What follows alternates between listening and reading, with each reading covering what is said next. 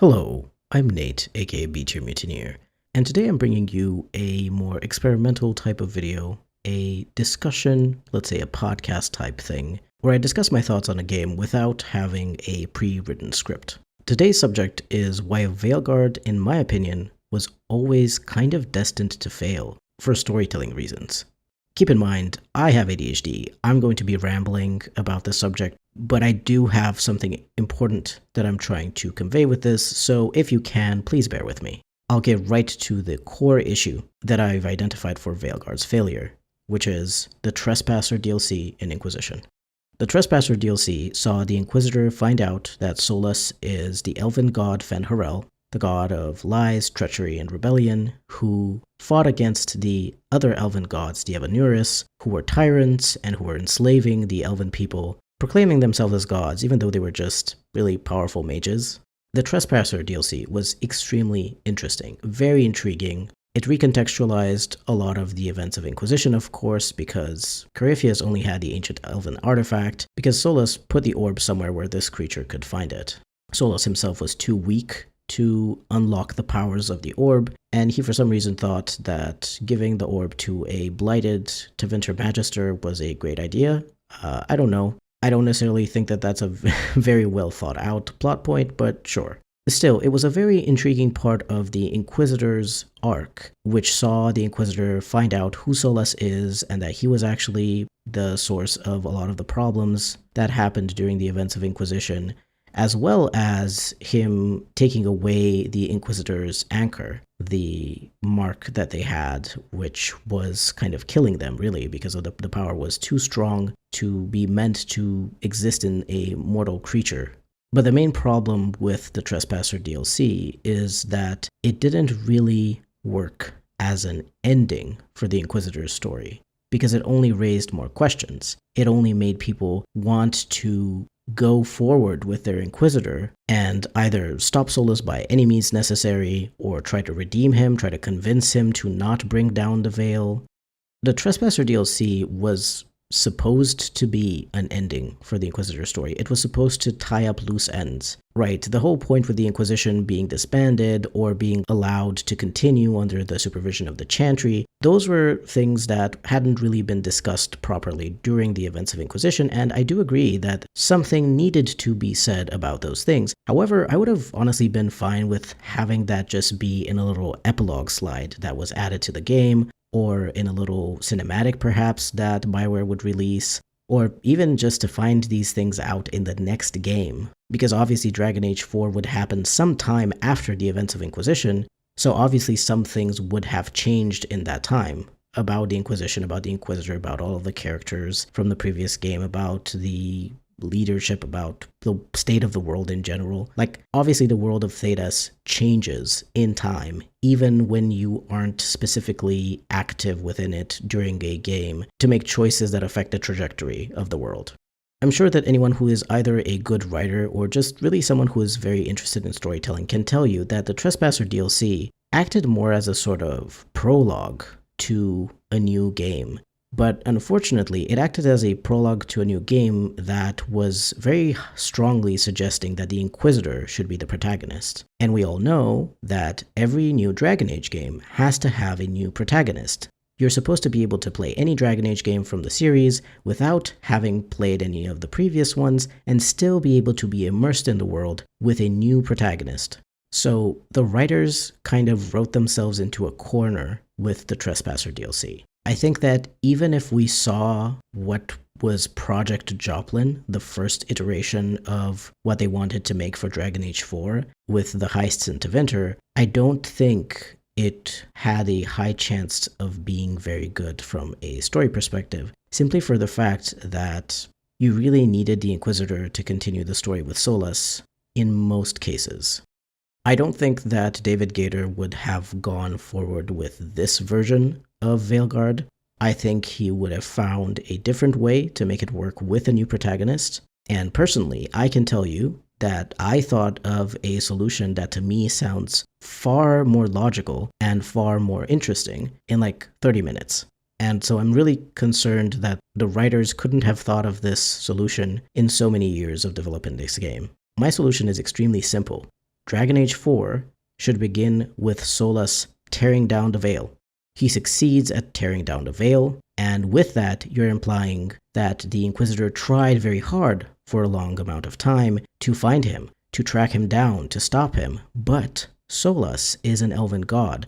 Solas is an extremely powerful ancient elven mage who has had experience fighting against other powerful mages who acted as tyrants. So he knows how to hide, he knows how to act from the shadows, he knows how to plan and execute those plans, especially once his power came back to him, once he properly woke up. He would be able absolutely to evade the Inquisition or the remnants of the Inquisition, or really anyone following him, anyone trying to stop him. And then, because you have Solas succeeding at tearing down the Veil, I think it's absolutely fine to have a new protagonist who comes in. Because even if you have the Inquisitor in a cameo role, what they wanted to do during Trespasser isn't really possible because Solas already tore down the Veil, already finished what the Inquisitor was trying to stop. Sure, the Inquisitor can still have a vested interest in punishing him perhaps for what he did, or finding him to talk to him and try to get him to see that what he did was wrong. And anyway, the tearing down of the Veil, I think, is an extremely interesting thing that would change a lot about how the world of Thedas functions. And also, if it took Solas 10 years to come up with a way to tear down the Veil, I would imagine that he would have tried to find the least destructive way possible to tear down the Veil. I do think that being present during the events of Inquisition, interacting with so many different types of people, I do think that that made him see that people, even if they aren't elves, even if they aren't ancient elves, they're still people. I don't think he would just say, yeah, I'm just going to kill millions of people because that's going to bring back my world, which has been long dead anyway. I think Solas is a far more intelligent character than that, and I think that it would be an insult to his intelligence, and it is an insult to his intelligence in Veilguard to make him say something like, oh, people have always been dying, so what if they die if I bring down the Veil, you know? You're talking about the same guy who worked really hard on freeing people from slavery under the Evanuris. You can't tell me that he's just going to be like, oh yeah, just murder all of these people, who cares? So yes, I think Bioware wrote themselves into a corner. I struggle to believe that no one on the writing team came up with this particular solution that I came up with, because you can even look at the Dragon Age community and the many years that we had to wait between Inquisition and Dragon Age 4. We were discussing all sorts of theories of what could happen during Dragon Age 4, and it was quite a common and popular theory that Solas would bring down the Veil, and everyone was theorizing, wow, what could that look like? Is it going to usher in a new age? Is it going to be the Dreamer Age, or the Ascended Age, or the Fade Age, or, you know, could be a lot of things, because obviously the Dragon Age as a period of 100 years was already getting close, in our opinion, to coming to a close. So we were thinking, well, what comes after the Dragon Age? And Dragon Age 4 could have been the perfect moment to set this up, to set up this new age, and to set up this new state of the world in which, you know, you could also get rid of some of the older choices from previous games that perhaps are no longer applicable because of the state of the world after the Veil comes down. I can't imagine why the Dragon Age writers didn't go with something like this, because this really would have solved a lot of their problems for the story of Dragon Age 4, for the protagonist of Dragon Age 4. The only reason that I can find for them not going with this idea is that maybe this was part of the idea of Project Joplin, and then when they canceled that project and then they rebooted the Dragon Age project, they were like, well, we can't really go with the same idea anymore. Or maybe this idea would have come from someone in the leadership of the project who ended up leaving, like Mike Laidlaw, or even David Gator before he was moved on to Anthem. And maybe once the lead writer or creative director or game director or any of those things changed, maybe those people felt like they couldn't just continue someone else's idea because it wouldn't be creative enough, they wouldn't be a good enough leader or something like that, and so they were like, no, I have to find something different. But the problem is, there really weren't that many good choices for how to continue the story after the events of Trespasser, because as I've said, they set up the Inquisitor's importance to be far higher than it should have been for a sequel which obviously could not have the Inquisitor as the protagonist. I think obviously that a lot more things went wrong in the development of Veilguard, especially since Project Morrison started out as this sort of multiplayer or live service kind of game that was supposed to have a main story that you played kind of alone, but then various things that you played with other people, and it was supposed to have a lot of content added to it over time. And you can still see, I think, so much of what was done initially as part of this live service idea in what we have today. I also think that some of the people in the leadership of the Dragon Age team who replaced previous people who had been there for a long time also didn't really understand what Dragon Age was. You have Matthew Goldman, who used to be the art director on Inquisition, and I have to say, in terms of art direction, I think Inquisition was amazing. I think Inquisition was really beautiful and really evocative, and it really made me feel like I was in Thedas. But I don't think that Matthew Goldman understood what Dragon Age was as a setting, what Dragon Age was as a story. And you can clearly see this in that behind-the-scenes video that Bioware posted in 2020 about Dragon Age, in which Matthew Goldman mentioned some really weird things in relation to Dragon Age. He says that the Dragon Age setting has frontier stories, mystery stories, and hard-boiled detective stories, and that it's all wrapped up in a kind of fantasy setting. I don't even know where to start with that statement. Dragon Age isn't just a kind of fantasy setting, it's an extremely strong fantasy setting, very compelling too. And I have no idea why he mentioned frontier stories, mystery stories, and hard-boiled detective stories, because the stories of a Dragon Age game have always been about politics and oppression and society and power and sacrifice and all sorts of those things, and not about cowboys or frontier, and not about mysteries so much as a whodunit, certainly not as a hard-boiled detective story. Like, where did he come up with these ideas about Dragon Age? What kinds of Dragon Age games did he play? There was also an absolute gem that was said by John Epler, which was that Dragon Age stories are about the friends and family you make along the way, and while there is a strong focus on companions in Dragon Age games, you don't necessarily love all of the companions. You love some of them, you hate some of them, maybe some of them you're like, I don't really care about them so much. Hell, in the same video, one of the other devs mentions that the most important thing about characters when they write them is for the player to either love or hate them. Like, they want strong reactions, they want characters to be divisive.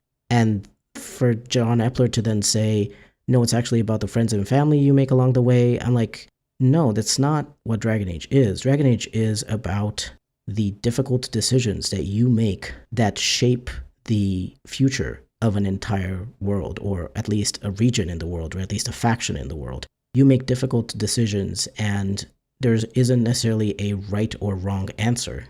Even to this day, I still flip-flop between whether I want to support the mages or Templars in Origins and in Inquisition. Like, the whole point of Dragon Age is that there's all of this gray morality. There's all of this gray space where the story of the game takes place, because the world is not black and white. People aren't good and evil. People are just people, and they can make mistakes, and they can act in ways that are malicious even, on purpose, or they can just act in a certain way that hurts other people because of various traumas that they can have, because of various biases that they have, and that's perfectly fine. That is how people are in real life, and that is the way to write characters that are believable and compelling and interesting and memorable. And that is the way to write stories that actually explore interesting themes, that actually leave a mark emotionally on the players who engaged with these stories. I don't even know whether to say, maybe all of those people who appeared in the behind-the-scenes video were just given a script to read. Maybe they weren't actually allowed to say what they actually thought about the game. Or maybe some of these people actually believed the things that they said. Maybe Matthew Goldman genuinely had no idea what Dragon Age was about and tried to make it this weird kind of fantasy setting with all of those mysteries and hard-boiled detectives and frontier stories. And maybe John Epler, when he became the narrative director of the game, decided that Dragon Age should actually be about sunshine and rainbows and friendship is magic, even though that's not what Dragon Age has historically been about. That's not what made people love Dragon Age to begin with. Please don't think that I'm trying to assign blame to these specific people, but I have specific examples of these people saying things that actively go against the DNA of Dragon Age. And so it's very easy for me to point a finger and say, well, these people clearly didn't know what they were doing and changed things in a way that would not align with what Dragon Age was. But I'm sure that many other people might have had a hand in what happened to Dragon Age 4. Maybe a lot of people at EA were forcing Bioware, because of all of this live service stuff, maybe they were also forcing Bioware to change their visual style. Maybe the people at EA were like, we think a multiplayer or live service game would sell better if it has an art style similar to that of other popular games that are multiplayer, like Overwatch and Fortnite. Or maybe they looked at, Marvel and Guardians of the Galaxy and those kinds of things, and they were like, well, those things sell really well. What if we were to make things more in that style? Without obviously understanding what Dragon Age was, because EA has never, I think, understood what Dragon Age is. They've only ever wanted to make more and more money, and they always complained about the writers including mutually exclusive quests or optional quests or optional origin stories, or honestly anything that the player is likely to not see. EA is not interested in having players replay the game over and over again. They're just interested in selling the game to someone who's going to play it once. And if they can have the least amount of content while still getting that player's money, that's all they care about. And I think that unfortunately there was a very clear shift, not just at EA, but even within Bioware, towards this kind of dismissive attitude towards writing, or even actively kind of against writing, because we can see it in some tweets that David Gator wrote. I'll read to you what those tweets say. Even Bioware, which built its success on a reputation for good stories and characters, slowly turned from a company that vocally valued its writers to one where we were quietly resented, with a reliance on expensive narrative seen as the albatross holding the company back. Maybe that sounds like a heavy charge, but it's what I distinctly felt up until I left in 2016. Suddenly, all anyone in charge was asking was, how do we have less writing? A good story would simply happen via magic wand, rather than be something that needed support and priority. This is an extremely saddening thing to hear from the lead writer and the creator of the setting of Dragon Age, someone who poured a lot of love and effort into making something really interesting, something really compelling for players. If even within Bioware people were not appreciating and not understanding the value of writing, when Bioware's whole reputation hinged upon good storytelling in RPGs, I can't really look at the state of Veilguard today and say that it's surprising. I didn't want to be so pessimistic because I had seen David Gator tweet these things about his departure from Bioware, but I thought, hey, maybe he had very bad experiences with crunch and stress, especially because he had been moved to Anthem to try to salvage whatever was going on with that project and get it on track. And I don't know necessarily that that was something that he wanted to do. So, I thought, hey, maybe he had some bad experiences, but that doesn't mean that everyone at Bioware is the same. It doesn't mean that just because those issues existed there on Anthem, and maybe they were having some pressures during the development of Inquisition before that. I don't know. I tried to stay optimistic and say maybe that was just his personal experience. But unfortunately, I think that this caused me to be extremely blind to everything else that we heard about Bioware, everything else that we saw from Bioware. We saw Mass Effect Andromeda and how the story was so forgettable. Like, I played a few hours, maybe 10 hours of that game, and I genuinely don't remember anything about its story. I played through an early beta or something like that of Anthem, and I thought it was kind of interesting, and I thought that the lore was kind of fascinating, but the gameplay was kind of just generic, and the story couldn't really do very much because it was a multiplayer live service kind of game. So looking at those games as the most recent games that Bioware released previous to Veilguard, yeah, it doesn't really paint a pretty picture about the way writers were treated on these projects, because there were some elements that you could be like, that's kind of intriguing about the lore, about the story, about a character. But you could clearly see that it was just so surface level, or there was barely any of that interesting thing in there. And that was probably because a lot of it got cut, or the writers were just rushed to make something really quickly without being given a chance to actually sit down and think about it and figure out how to write a really good story. All that the other developers or the people in leadership cared about was to get something finished that looked good enough that would sell enough copies. And look, I understand, we live in a capitalistic society. People need to make money. Companies need to make money. That's absolutely fine. I don't mind the fact that games are a product and are being sold as such. What I mind is that the people, like the writers and the artists, and honestly, even the animators and all sorts of people, everyone working on a game, so many people actually do have passion and actually do care to make something good. They want to make a good game because they're gamers themselves. They love to play video games. They love RPGs, or they love whatever genre of game that they're making, generally speaking. And so they want to make something good. It really sucks that these people are not being allowed to make a good game because some exec or some other person in leadership, some manager, comes to them and tells them, actually, you need to make the game more widely appealing. Or, oh, you need to remove these kinds of themes because these are too problematic and people are going to not like these things being included. Or, oh, maybe we can just not include blood because maybe we can sell the game in some of these other regions where normally speaking maybe we wouldn't be able to sell if it had too much blood. I don't know. I will eventually make a video in which I talk about Veilguard's issues because there are so many more issues than just the writing, just the characters, just the dialogue, just the story. But it's very clear to me that whatever happened to this game happened because of this kind of attitude. The attitude of people who just wanted to make something that was easy to sell as much as possible to people, to make as much money as possible off of it, without any actual care of what that game is like and how that game is received by people, and, just without any care to make a good game. I think I'm going to stop here because I think I've described quite well why Veilguard's story went in this frankly baffling direction. From the perspective of a Dragon Age fan. If you look at it this way, if you look at it in the way that, first of all, they kind of wrote themselves into a corner with Trespasser and had to figure out a way to not have the Inquisitor be the protagonist and still have the game make sense, and then all of the corporate meddling, other managers or who knows, people in leadership who didn't really know what this game was and just wanted something that could make a lot of money, just wanted to make something that they thought was better than what Dragon Age actually is, well then it all makes sense.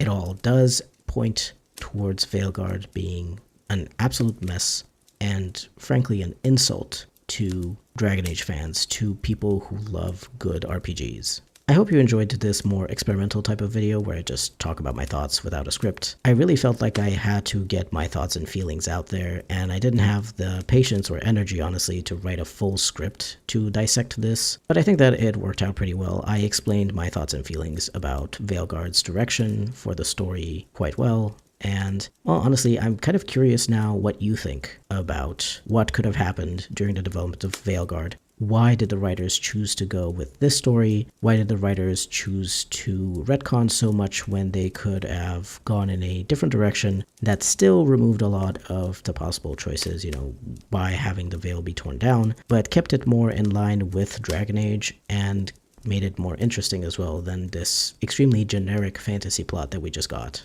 Let me know your thoughts down below. If you're looking forward to more videos about Dragon Age and other games I like, do remember to subscribe and leave a like and comment while you're at it too. They really help.